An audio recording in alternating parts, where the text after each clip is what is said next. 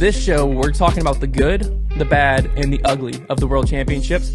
We're going to start off with the good because I want everyone's memory of this Worlds long-term to be good. There's a lot of good. And there was so much good that I want to make sure we focus on that, and we're very positive about that. When we talk about the bad and the ugly, which was some of the stuff that went on behind the scenes, I also want to make sure that we hit it with a way to fix it, our opinion on what we can do to move forward. So we don't just focus on negative and walk away as a bunch of Debbie Downers, all sad after this episode. But one thing we're not going to be sad about is this beginning. So let's start off with the high note here. Most exciting finish. If you haven't seen it, I don't know what rock you're living under. It has been on every single sports platform there is known to man. James Conrad wins his first world championship in a playoff over Paul Macbeth. We also had Nate Sexton come in third, which is a whole nother storyline. But possibly the biggest winner overall from this event, in my opinion, is actually the sport itself, because James Conrad threw the greatest shot of all time, period, on hole 18. Some people called it lucky, but what wasn't lucky for sure is he put himself in a position to make it happen. He's one of the best putter throwers on the face of the earth, so with the moment and everything built up, the shot was basically impossible. You have one shot from like 250 feet, world championship title on the line. But when it comes to the shot itself, it's no surprise that James Conrad was able to execute that shot. But yeah, then it's like I was saying earlier, it's been shared on so many major platforms. And one thing too, pardon my take, the largest sports podcast in the world called it not just like a really clutch shot, whatever. They called it the most clutch play ever in any sport. I thought, I've listened to part of my take. I was like, maybe they were kind of joking about it. But then they commented on the Pro Tour's post sharing that and confirmed and doubled down on their opinion, saying they literally couldn't think of a better play in the history of sports. That's awesome. That's so cool. Which is pretty crazy. Trevor, you're a bigger sports fan than I. Do you think that is a pretty true statement? Because I 100%, I feel like... It was it. I'll tell you, they were definitely being satirical. Let's get that straight. Yeah. Yeah. Well, they doubled down on their comment though. Yeah. Okay. I agree in the sense that, they're expanding their audience into disc golf. They're good at what they do. But I do agree in the sense that they definitely thought it was a cool shot. Like, I'm not saying they were just making fun of it or anything. Like, they definitely did. But as somebody who's watched live sports my whole life, and I'm like every single sport imaginable, I've watched the Olympics, I've watched, pro sports, all this stuff. I can say with like full honesty, has there been shots that have happened that have maybe been that crazy? Maybe. But have I ever seen one live with all the live sports I've watched? I've never, ever seen a shot that improbable live. Something that, like, you see these moments all the time in live sports where it's like, wouldn't that be crazy if this happened? And that's where it was. It was wouldn't this be crazy if James Conrad just threw this right in and like forced this playoff? But we're not actually thinking it's going to happen. And so many times when you're watching live sports, you find yourself in that seat. And this is the first time it actually happened to me. And my jaw was just on the floor. I just couldn't believe what I had just seen. And I have never been that shocked in my life. 22 years of watching sports, of seeing something happen in a sporting event like that. I've never been so shocked ever. Yeah, one of my favorite pictures was from our moment we were reacting like during the reaction stream, and your face just froze for like a solid 3 minutes with your jaw I didn't even on know the what floor. I was doing. I didn't know what I was doing. It was so crazy. I was bewildered by that shot. We were just Go ahead, Connor. We were just all ready to celebrate Paul winning. Yeah. Like, we were all looking forward to that all year and just ready to celebrate it. And then it was just like it was just the craziest thing. Yeah, it was such a rush of emotion. I was talking to Paul about it too, because I felt so many things. Because I was in the moment. We were on the companion stream. We were planning on chugging like a shotgun in a Celsius. Yeah. When Paul won, and after Paul had laid up and Conrad was where he was at, in my head, I was thinking logistically, how are we about to shotgun the Celsius? Like, it's going to cause a mess, whatever. So Conrad throws that shot in, and obviously my initial reaction is just pure stoked, like, holy cow, that's the craziest shot I've ever seen. Holy cow, James Conrad might win Worlds right now. Because at that point, Paul still had to get up and down, and then even if he did, they were going to first it was, I just won the chair. That was also a completely side thing. Yeah. I wanted that chair bad, and let me tell you, it is amazing. But like, there was this rush of that emotion, but then like quickly after, it was oh dude, one of my best friends might lose Worlds right now. Like, crap. You know what I mean? Not like upset that Conrad's going to win by any means. It's just that, you watching one of your friends go through that. It was a weird feeling. It was this weird feeling. Because at the same time, I immediately said, like, I on the companion stream, you can see where like, after Paul had lost on hole 16, which that's one thing that some people have to remember too, is that moment itself, it probably did technically win Conrad Worlds, but there was still a chance for Conrad to lose and for Paul to win. Yeah, and it's interesting like how Paul even describes it as like he didn't lose to that shot. He lost to the hole 16. Yeah. Like he just didn't match James. But it's I like hearing Paul talk about it because I think he talks about it in a really healthy way, and I don't think I would. If that was me. Well, that's what Paul came in yesterday, or he came in for the Nick and Matt show Monday, and he showed up like an hour early because he wanted to just check out some of the disc and stuff that we had gotten in. And I was asking him like what was going through his head because I was like, dude, I can't imagine what you were going through. And he was basically saying like his mindset was almost the same as ours, where Conrad messed up the drive. His upshot was in an okay spot to get up and down for par, but not to throw it in. He still had to make the Mando. He had to throw an insane shot plus the pressure. And so Paul's like, he played it almost perfectly because the throw-in just wasn't on Paul's radar. He's like, if Conrad was like 100 feet out, then I'm thinking he might be able to throw that in, and I'm not laying up, I'm going for it. He's like, but he was so far back that all he was thinking is he just had to get up and down. So once Paul laid up, Paul said in his head, he had counted it. I'm a 6-time world champion. Yeah. Like he said in his head, it was over. The shot happened, and like I said, the shot itself, I don't think won it for Conrad, but I think what it did to Paul's mentality did. Yeah. Because first off, absolutely. If you look at it all week, Paul and Conrad, I'm pretty sure they both played hole 16 nearly perfectly. Yeah. Conrad had the edge because he had an ace, but other than that, they were both on the island every time. Like during the normal, like if that shot wouldn't have happened, I think the playoff goes past hole 16. But for the first time that I ever remember, and I'll let both of you say if this isn't true for you, this was the first time I legitimately could see it all over Paul's face that he was rattled and he was extremely nervous. Yeah. And as soon as I saw that, I thought in my head, this is over. Because like I have never, ever, I've seen Paul in like a killer mindset before, but I've never seen Paul legitimately rattled. Yeah. Where like he looked human. He did, yeah. I would, it was interesting like what he said that going into hole 16, the whole weekend he had felt like he was putting the pressure on. Everybody was trying to had to keep up with him, and so going into that hole, he had the confidence of that. Yeah, and he said that he had let his mind shift, his mindset like shift, which he shouldn't have done. But instead, he was thinking, "I've got to keep up with James." Yeah, instead because that shot made it feel like James had the upper hand. But he said, like I'm still the one I'm still the one that like had the upper hand, that still was winning going into that hole. So he said he should have stayed in that mindset of make James play with me instead of I've got to follow James. But he said how quick they moved over to hole 16. He just like I think he it was just was rattled. How slow? Oh yeah, sorry. Yeah, it gave was him a lot slow. of time to think about it. Yeah, because it was like they waited there for like 10 minutes. Yeah. So. Yeah, what Paul went through on the 2-hole stretch there is one of the more brutal ways I've seen somebody lose in my life, because it's very rare that you see somebody do everything right coming down the stretch and get it stolen from them like that.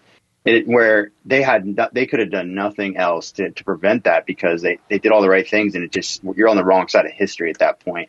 I will say, once James had made that shot, going into 16, my thoughts were both of these guys have a ton of adrenaline right now, especially James probably. So I thought for sure somebody's going long, because somebody is going to be pumped up and rip this long, which Paul, I guess, it ended up being the one to do that. But not only was the mentality, difficult because of what was going on in his own head, but the crowd had completely shifted who they were rooting for. Oh, absolutely. They're kind of welcoming Paul down the stretch to tap out for his 6th world championship. And now all of a sudden Paul throws out of bounds and they're cheering, Yeah. Like that's fans. Like, hey, I'm not going to come after the fans for cheering for that, because you know what? The fans' loyalty, it's up to them. So as long as they're being, nice about it, not being disrespectful, but that's so tough to combat with when the mood in the crowd has shifted and now they're all on James' side. Like they're hoping James makes the play. And also James Conrad just owned hole 16 that whole week. So absolutely. That was going to be the toughest hole to play him. If they go back and play 18 again, guess what? Paul's your world champion, I think.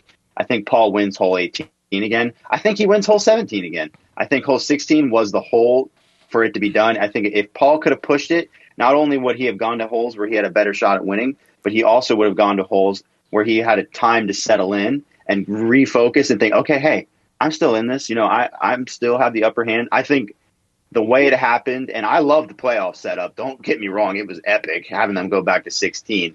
But I think that was really what clinched it, was him having to go to that particular hole, where the mood was. Had it been different, he could have definitely won the playoff. Yeah, I mean, on the Nick and Matt show, I think Paul kind of alluded to in his head, if he had won the playoff, if Paul had won the playoff, that the attention and everything would still be going to the shot, and the sport would have still won in the same way. Disagree with that. I completely disagree. Yeah, I completely disagree. Actually, once the shot happened, obviously my heart and my fandom wanted Paul to win, but my mind wanted James to win. Because I knew for the moment to be as big as it could have been and as big as it has been, James had to win Worlds.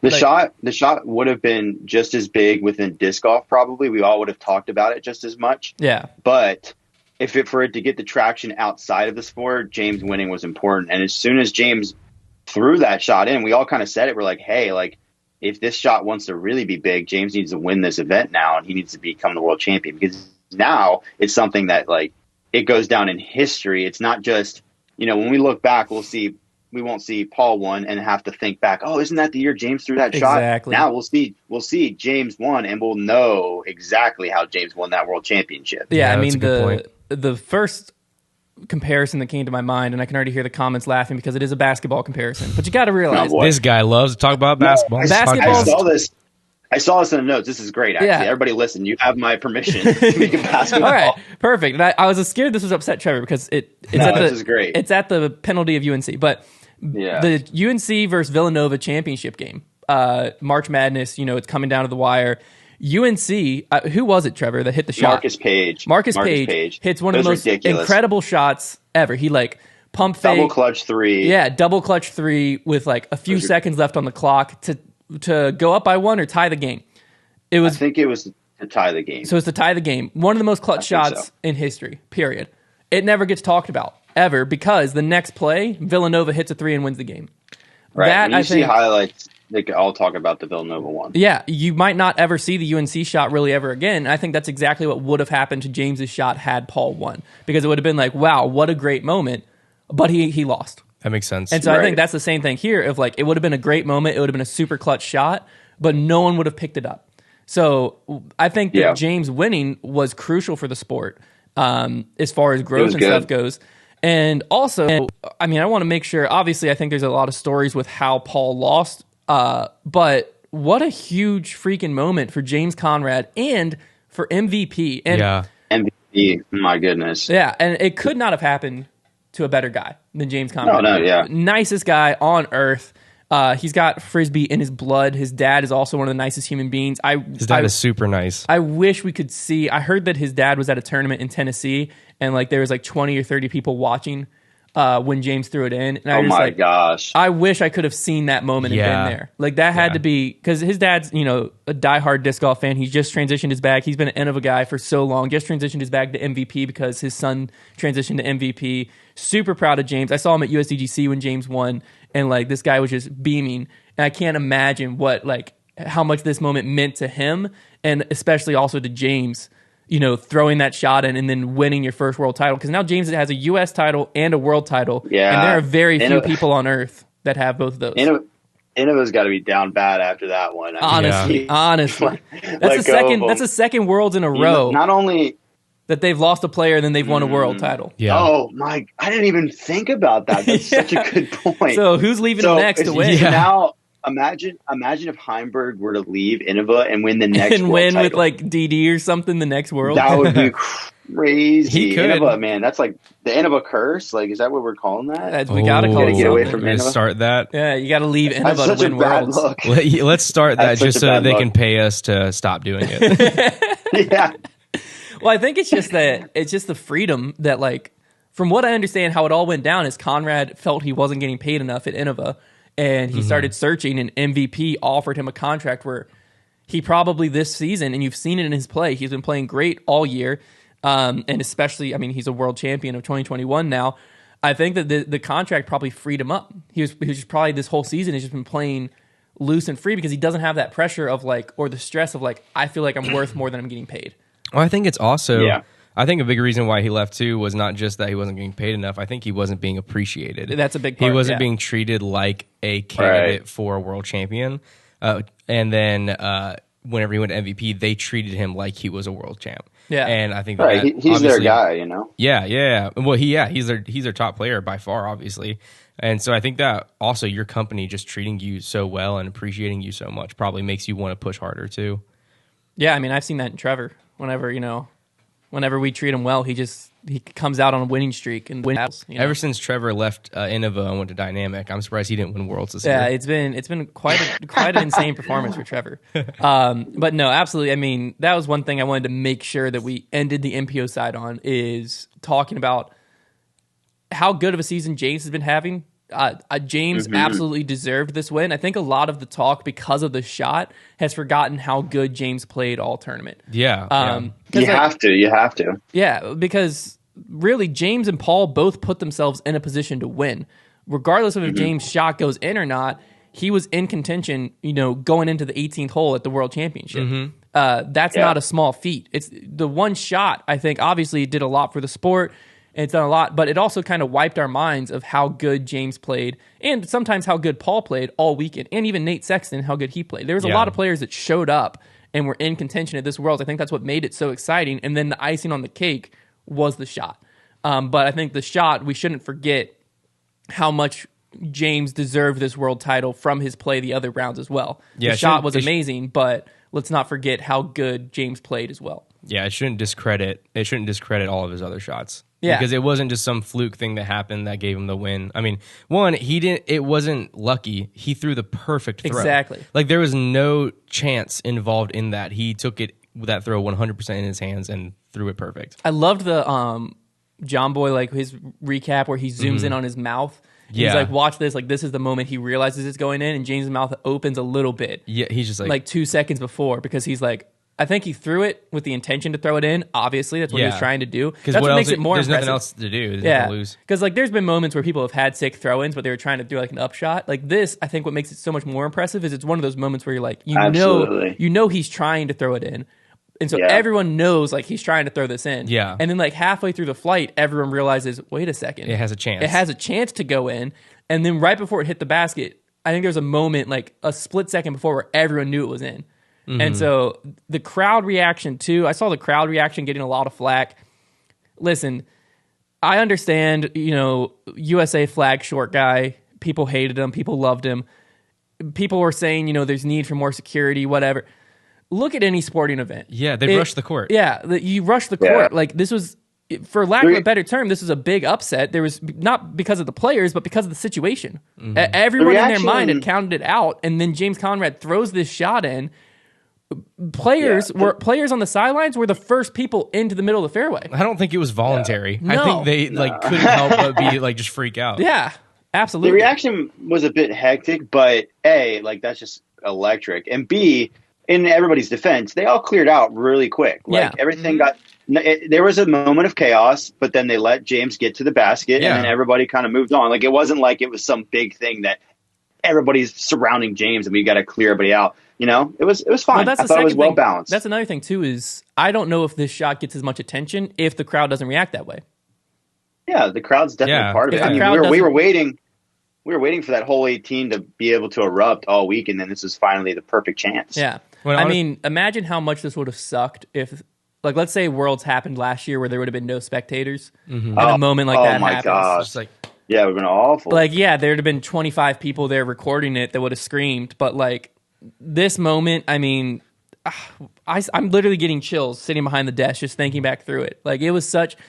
I cannot think of a cooler sports moment in general. Game winners, anything. Like it was just such a difficult shot. He was trying to do the shot, and then he hits it, and the stands were full. Players are surrounding the green.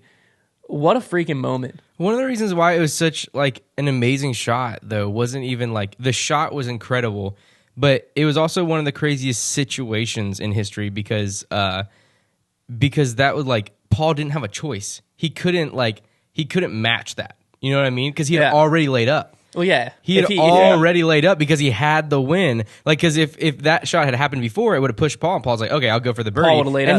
He would have got it. He would have parked it and then tapped out. Yeah, exactly. He was in a perfect position to go for it. He said that was the only situation where he didn't run the birdie. Well, that was the only situation. And then it just like the craziest thing, the 1 in a million shot happened. But the situation was so crazy. Because, also, props to Conrad for having the mental strength to still even like give that shot a chance, because he had to feel like he just lost Worlds. He threw a bad tee shot. His upshot put him in an okay position, but not the type of position you normally want to run for. To be honest with you, I thought that he was laying up to keep his second place when he hit the tree, and then where he laid up to. In my head, I was like, oh, he's conceded. It's over. Mm-hmm. Like the whole moment, like props to Conrad to still even be like, you know what, I'm going for this, because he wasn't in an ideal position on his second shot if he's trying to go. Because that's what Paul even said, like what you're saying. If Conrad had thrown it to 100 feet, Conrad doesn't win the world championship. Yeah. Even if he throws it in, he doesn't win, because Paul would have been like, oh, he has a shot at making that.